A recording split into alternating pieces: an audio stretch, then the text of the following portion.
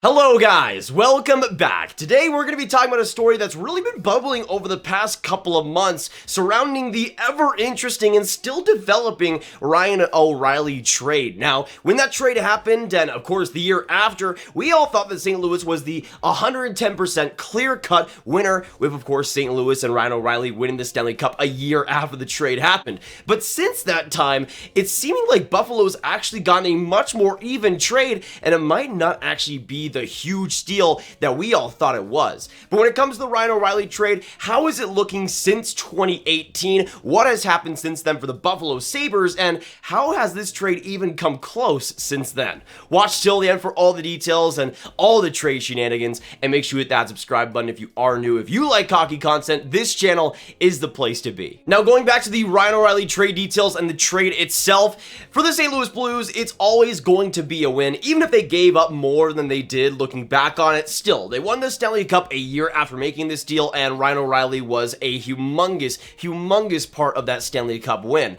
But at the same time, for the Buffalo Sabres, this trade has changed a lot for them. It might not trade too much for change too much for St. Louis, but for the Buffalo Sabres, this trade is going from a trade that is an absolute dud, an absolute bust of a deal, to a trade that has actually a lot of redeeming qualities for them and will provide a lot of NHL talent in the future too. Now, when it comes to the actual trade that happened on July 1st, 2018, the St. Louis Blues ended up acquiring Ryan O'Reilly from the Sabres. In exchange, the Sabres would immediately get a few NHL players, with Vladimir Sobotka and Patrick Berglund being the main two experienced ones. Sobotka and Berglund would only last a couple of years there and really be non-factors, but you also got two picks in the trade, a 2019 first-rounder, which they used to select defenseman Ryan Johnson, who could be a skating top-four defenseman for them in the future, and you also got a 2021 second-round pick, and the story with this second round pick is honestly quite nuts, so join me for a little bit of a ride here. Now, that 2021 second rounder is extremely interesting because this pick actually got traded 5 different times. Of course, first to the Buffalo Sabres and the O'Reilly deal, but then the Sabres, I think in 2019, end up trading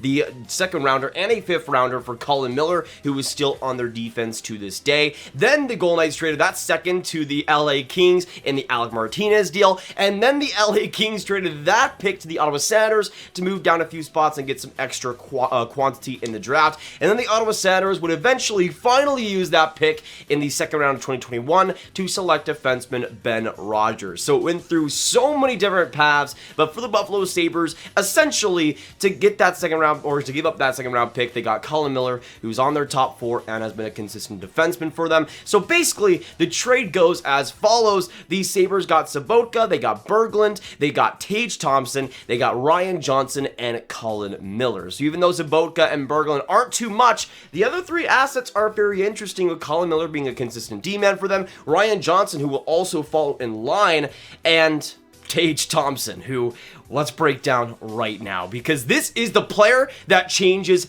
everything about this deal. Now, me asking this question might just give it away, but I want to give you guys a few seconds. Let me know who has more goals and points this year in the NHL. Is it Tage Thompson or Ryan O'Reilly? Let me just give you a couple seconds.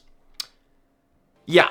Tage Thompson has more points, more production on this Sabres team than Ryan O'Reilly has on the St. Louis Blues this year. And again, for the Blues, 2019, obvious win, but let's just compare Tage Thompson and Ryan O'Reilly for a second. With Tage Thompson, he's having a fantastic breakout season, where in 70 games with this Sabres team, he has 32 goals, 26 assists for 58 points. You compare that to Ryan O'Reilly, who this year in 68 games has 17 goals, 30 assists for 47 points. Now, O'Reilly did have 54 points in 56 games last year, but this year the production and that finishing ability has definitely taken a step back. Meanwhile, for Tage Thompson at age 24, he's a top-line center. He's playing all these humongous minutes and is coming out the other side pretty brilliantly. And honestly, for this Sabres team, even though it took a long time, Tage Thompson seems to be a top 6 centerman and a consistent one that Buffalo will desperately need.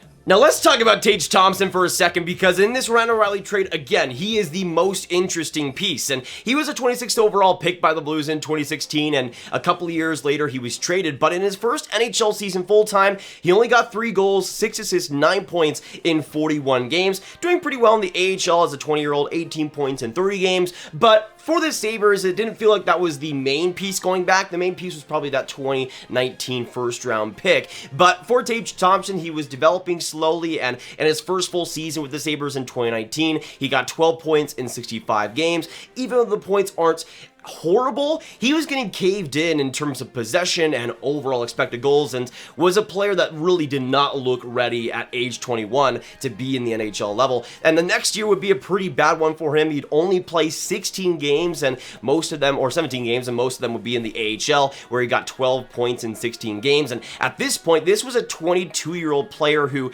hadn't really fit into the NHL level yet, wasn't even that elite in the AHL either, but was a player that was getting up there in age and needed to show something, especially for his size. And then in 2021, it just kind of continued, where in 38 games, he got 8 goals, 6 assists for 14 points, looked better and looked like an NHL player, but also still put up horrible results, still was getting caved in defensively, and wasn't showing as much as he should have. And you come into this year with a 23-year-old player who hasn't shown to be anything more than a fourth-line player, and you don't really expect too much. But again, the thing was, he was playing wing throughout all those years and was on the wing throughout all those seasons.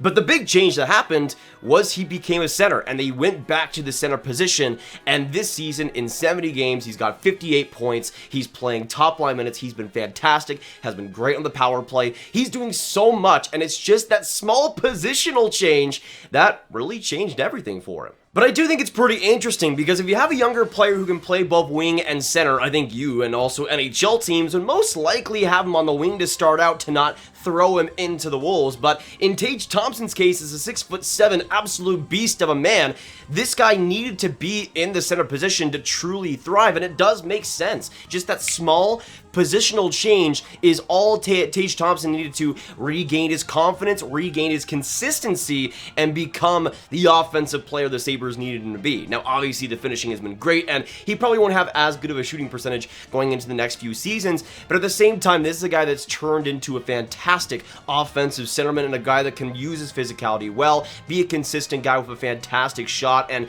to me, with Buffalo, even though maybe a Dylan Cousins will probably overtake him in the depth chart center-wise, this is a top 6 player, a probably second-line center, that is going to be so valuable for the Sabres franchise. They're building something very solid right now with the group that they have, with the prospect pool they have, and Tage Thompson was a guy that I really didn't see being a part of that, or at least being a big part of that. I mean, on a player comparison level over these past couple of years, maybe he becomes his kind of own teammate in Cody Eakin or something, but that would have been like kind of the max that a lot of people saw from him. But he just makes that small change at center, and he becomes this beast that's producing more than Ryan O'Reilly is. I don't think anybody expected this to happen, and he's got to be one of, if not the biggest breakout player, especially compared to what he was last year. This guy was caved in. He was not good at all defensively, and although the D's still not been fantastic, this is a player that's going to be so key for the Sabres franchise, and so key in the Ryan O'Reilly trade. Now for Buffalo, they get a substantial piece back they can really love, and also on top of Ryan O'Reilly and Ryan Johnson and Colin Miller, you have NHL pieces here, and some pretty good ones too. So now looking at the future of this Sabres team, it's almost a trade that's looking like a win for them. After all this time, after all these years, the trade finally goes back the other way. And I think it's a great example of a trade and a deal that happens that everybody expects to go one way, but just with a little bit of patience, finds a way to be a potential win for the Sabres, which none of us, I don't think any of us, ever expected. And obviously, we talked a ton about Tage Thompson already, but I haven't really even talked that much in depth about Ryan Johnson, who was drafted 31st overall by the Sabres with the first round pick they got in the Ryan O'Reilly trade in 2018. They used it in 2019, and although I saw Ryan Johnson as a mid-second rounder and not as high as the Sabres saw him, I still saw some great potential with the skating and with the IQ and the vision on the ice, and that's translated pretty well to the NCAA game in the past couple of years. I mean, in the first year with the University of Minnesota, it was not not great. He only got 8 assists in 37 games for 8 points, but the next year he definitely had a much bigger role, where in 27 NCAA games he had 2 goals, 12 assists for 14 points, and also was a big part of the gold medal winning team for the US, where in 7 games he got 1 goal, 3 assists for 4 points. This year with the University of Minnesota, he's got 19 points in 39 games, and was obviously a huge part of that team that went to the Frozen Four. But this is a player who I will see being a potential bottom pair or even 4th defenseman for the Sabres. And although they definitely have better players in the system like Dahlin, like Owen Power coming up, this is going to be a great complementary defenseman that you really want to have on a contending team. And to me, to get that at 31st overall is not too shabby either. So looking at this, you get a potential top 4 D-man, you get a top 6 center, which both of those things are extremely hard to come by. You get 2 of those assets in a Ryan O'Reilly trade with a player that likely wasn't going to even be kept for all too long after the fact. And to me, you see all those components, you see all that come together, and I would personally say it's a win for the Sabres just because of what they're getting back now. Right over these next few years, these are the years that will truly matter for this Buffalo Sabres team to get back into contention. They're building a strong locker room, they're building a strong group, and the pieces that they have in the Ryan O'Reilly trade coming back are being a huge part of that. And in my opinion, for the Sabres, looking at this now, it's not looking too shabby for them whatsoever. But there's also a huge amount of credit that deserves to go to Dan Granato, who in my opinion is one of the more underrated coaches in the entire NHL. I mean, somebody added me on Twitter like 6 months ago and said, say something good about the Sabres, and I said that Dan Granato is the most underrated coach out there. I still stand by that, even though the Sabres have been amazing this year. He's building a culture there, and he's building a team that likes to have fun on the ice and has an optimistic viewpoint. You have that with the Alex Tuch trade, and you're seeing that already, but a lot of that I think is Dan Granato filling that room with a lot more culture, which I think is the most important thing almost for this Sabres team going into the future. So on top of that, having Dan Granato be kind of the mentor for Tage Thompson, I think has had a lot of part in Tage Thompson breaking out and being this fantastic centerman this season. So in my opinion, we could see even more stories like this for the Sabres team. They have a lot of potential, a lot of talent, and Tage Thompson is just the tip of the iceberg, I think, of that. He's going to be a fantastic player for this Sabres team, and again, with Ryan Johnson, with Colin Miller on top of that, in my opinion, this trade looks a lot better for Buffalo, and the future, hopefully, is very bright for the Sabres, and I really desperately hope to see them contending for a playoff spot next year. And again, Tage Thompson will likely be a huge part of that. But that'll be it for today, guys. Thank you so much for tuning in. If you did enjoy this breakdown of the Ryan O'Reilly trade 4 years later, make sure you hit that like button, subscribe if you are new for more hockey content, and hit that notification bell. Comment down below, what do you guys think of this Ryan O'Reilly deal? Has it changed for you? What are your opinions on Tage Thompson and Ryan Johnson and all the players that the Sabres got back? Who would you say still wins this deal to this day? Is it a win-win trade, or the Sabres still lose all the way? Let me know all your thoughts. Make sure you share this video with your friends. Get the new Ryan O'Reilly updated trade talk out there, and make sure you hit this card right here for all my hockey trade content right in one playlist. My name is Nathan. Have a great day, and I'll see you in the next one. Goodbye.